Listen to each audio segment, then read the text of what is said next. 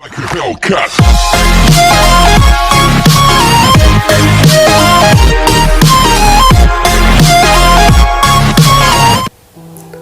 रुकावटें आती हैं सफलता की राहों में, ये कौन नहीं जानता, लेकिन जीतता वही है जो हार नहीं मानता। साक्षर भारत के 5.5 लाख प्रेरकों को संदीप द्विवेदी का नमस्कार। और मैं अपने वीडियो में आगे कुछ बोलूं उससे पहले मैं कहना चाहूँगा कि जितने बुजदिल प्रेरक हैं, डरपोक प्रेरक हैं, मेरे वीडियो को न देखें, क्योंकि आप वीडियो में बुजदिलों के लिए नहीं बनाया हूँ, डरपोकों के लिए मैं नहीं बनाया हूँ, क्योंकि ऐसे लोगों से मेरा सख्त नफरत है मुझे। और मैं चाहता हूँ कि ऐसे लोग ये वीडियो मेरा ना देखें, क्योंकि वो देख ही नहीं पाएंगे। साथियों, मैं कहना चाहूँगा, इतने लीडर हमारे पास में थे जब हम लोगों का रोजगार था या जब रोजगार खत्म हुआ उस समय में, प्रारंभिक चरण में वाहवाही लूटने के लिए। आज हैं कहाँ ये पे जो लोग बोलते थे, एग्जिट डेट देते थे हमको कि इतने तारीख को साक्षर भारत के सभी प्रेरकों को रोजगार मिलेगा। आप लड़ाई मत कीजिए, ज्ञापन लेके किसी के पास मत जाइए। इतने लीडर आज हैं कहाँ जो राज्य से लेके राज्य तक के, अंतर्राष्ट्रीय स्तर तक के बात करते थे, जो कबूतर के का अपने लोक शिक्षा केंद्र में नहीं पढ़ाए, अंग्रेजी के लेटर दिखाते थे और बताते थे इस बिंदु पे देखिए रोजगार इतने तारीख को मिलना है, अब इस आयोग में, इस मीटिंग में, इस सत्र में होगा। कहाँ है? सब छुप गए। ये सब हत्यारे हैं। आपको पता है इन्होंने कैसे हत्या की? ये मानसिक अवसाद में डाल दिया हमारे प्रेरकों को। बहुत सारे प्रेरक आज हमारे आत्महत्या कर लिए। उनके छोटे छोटे बच्चे हैं। मैं जब जाता हूँ, देखता हूँ, उनके बारे में पढ़ता हूँ, छोटे छोटे उनके बच्चे होते हैं, बूढ़े माँ बाप होते हैं, सहारा नहीं दे पाते और वो आत्महत्या कर लेते हैं। बहुत लोग बोलते हैं कि भैया आत्महत्या करने की क्या जरूरत थी? जो अपने जीवन का गोल्डन चांस खो दिया, जब उसको कमाने थे 2 रुपए, उस टाइम वह गुलामी किए प्रशासन का, शासन का। अब उसके पास कोई नया बिजनेस करने के लिए टाइम नहीं है, वो कुछ नया जॉब करे ऐसा उम्र नहीं है, उसकी मानसिकताएं पूरी खत्म हो चुके हैं दूसरे रोजगार में जाने के, तो करेगा क्या? वो गलत कदम ही उठाएगा। उसके दोषी वही सब प्रेरक हैं। इनको तो पकड़ के घसीट के मंच पे लाना चाहिए और उस अंग्रेजी के जो लेटर थे ना, उनको दिखा के थप्पड़ों के साथ पीट के पूछना चाहिए कि इसका अर्थ अब क्या है, बता। कौन सा अधिकारी तेरे को बोला था कि कोई धरना आंदोलन होता था या कोई मांग लेके जाता था, वहां पे तुम रोको और उनको ये समझाओ कि इस तारीख को हो रहा है, बात किए हो तुम, किससे बात किए हो? उस अधिकारी को भी पकड़ के लाना चाहिए था। साथियों, कहीं ना कहीं ये बरगलाने की कोशिश थी और हमेशा से बोला गया, अच्छे प्रेरक हमेशा से बोले कि कुछ साथी हमारे संघों को बरगला रहे हैं, लड़ने नहीं दे रहे हैं, लेकिन प्रेरक की आलस्यता कि फ्री में हर चीज मिल जाए, कभी लड़े नहीं। और आज उसका परिणाम है कि 5.5 लाख लोगों की संख्या होकर भी संगठित नहीं हो पाए और हार मान के छुप गए।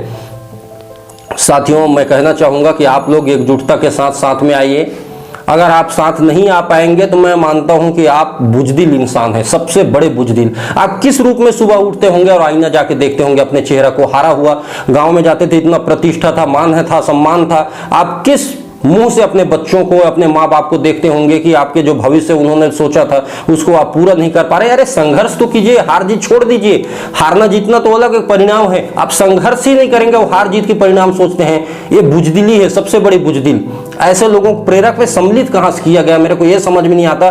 कहां से ऐसे बुजदिलों को छांटा गया, छांटने के बाद में इनको बुजदिल बनाया गया, मेरे समझ से परे है। गांव के इंसान हो, गांव पे हर परिस्थिति पे लड़ना हम लोग सीखे हैं और उसके बावजूद हम लोग डरते हैं। डरें किससे? विधायक, सांसद, प्रशासन, जिनको हमने अपने वोट दिया, अपने टैक्स से उनको सैलरी मिलती है, उनसे हम कैसे डरे? हम नहीं गए थे उनके मंच में, उन्होंने हमारे मंच पे आए और बोले थे कि भाई आपको रोजगार हम देंगे, आपको स्वरोजगार हम देंगे, ये करेंगे, वो करेंगे, बड़े बड़े भाषण उन्होंने दिया था।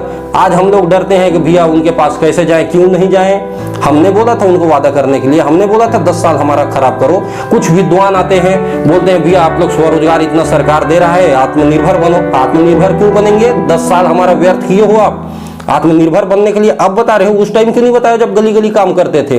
अब आत्मनिर्भर यही बनाएंगे, तुम जैसे लोगों को मिटाना है। फिर आत्मनिर्भरता में हमारी प्राथमिकता ये होगी कि हमारे देश में जो ऐसे जाहिल गंवार लोग जो यहाँ पे बैठे हुए होते हैं, जिनको होश ही नहीं है कि सिस्टम कैसे चलनी है, और गांव के युवक युवतियों के साथ में छल किया जाता है। अगर हम शहर के होते ना अभी तक के, तो अभी कब का हमारा मांग पूरा हो जाता। बड़े उद्योगपति या बड़े लोगों के बच्चे होते, गांव के हैं, किसान के बच्चे हैं, इसलिए मांग नहीं होती। बोलते हैं किसान उन्नति करेगा। किसान के बच्चों को मार दिए हो आप, उनकी आत्माओं को मार दिए हो आप, कैसे किसान उन्नति करेगा? कैसे उनके माँ बाप उन्नति करेंगे? और क्या करेंगे वो आज यहाँ पे? ये तो उनके पूरा गोल्डन ईयर आप बर्बाद कर चुके हो। मैं प्रेरकों से भी बोलना चाहूंगा कि आप ग्रुपों में जो हंगामा करते हो, व्हाट्सएप फेसबुक पे लड़ाई करते हो, कोई आपके लिए लड़ता है उसका टांग खींचते हो। अगर टांग खींचने जाओ ना, उसका लेके आओ जो आप लोगों को ठगा उतने साल तक के। कहाँ है उतने लीडर, उनको पकड़ पकड़ के लाओ। जो आज लड़ रहे हैं उनका आप टांग खींचते हो, यानी अपने पैर पे ही आप कुल्हाड़ी मारते हो। अपने आप को समझो, कौन आपका सही हित चाह रहा है। अगर भागना होता तो उसी टाइम हम भी भाग लेते, या बाकी लोग जो अपने राज्यों में हैं वो सब भाग लेते। आज पूरे देश में 100 से कम प्रेरक मैं चिन्हांकित कर सकता हूं जो लड़ रहे हैं वास्तविक लड़ाई। बाकी उनका साथ देने वालों की गिनती की संख्या है। कुछ उनके तो ऐसे मित्र हैं वही खंजर भोंप रहे हैं, और जो पुराने हैं वो तो टांग खींचेंगे ही, क्योंकि हम तो डूबे आपको भी ले डूबेंगे वाली कहानी है उनके पास में। तो आप इन सब चीजों से दूर जाइए, आप जागिए, अपने हकों को पहचानिए। अभी भी टाइम नहीं हुआ है, अभी भी हमारे पास समय है। सब लोग समग्र रूप से लड़ाई लड़ सकते हैं। मत घबराइए कि अब कुछ नहीं होगा, अब ही सब कुछ होगा, ये आप ठान लीजिए। सब एक संग हो जाएंगे, एक साथ हो जाएंगे। कोई बहुत बड़ी लड़ाई नहीं है। कुछ लोग जो बरगलाते हैं उनको थप्पड़ मारिए यार, जैसे लोगों को हटाइए अपनी जिंदगी से। ऐसे अगर निराशे भरी लोगों के साथ में रहोगे तो निराशा ही देंगे। वो खुद हारे हैं नालायक, हमको क्या लड़ना सिखाएंगे। जो अपने 2000 के मानदेय बचाने के लिए नहीं लड़ते, घर पे छुपे हैं, उनकी बात आप सुनोगे। ऐसे लोगों को दूर कीजिए, संगठनों पे साथ दीजिए। जिस राज्य में हो, जहां पे हो, सभी अपने अपने राज्यों पे, अपने अपने घरों से लड़ाई छेड़िए। जैसे हैं अपने संगठन को मजबूत कीजिए, तन मन धन के साथ संगठन का साथ दीजिए। कोई ऐसा सरकार, कोई ऐसा प्रशासन नहीं है जो आपका नहीं सुनेगा। छत्तीसगढ़ के प्रेरकों ने जता चुका है।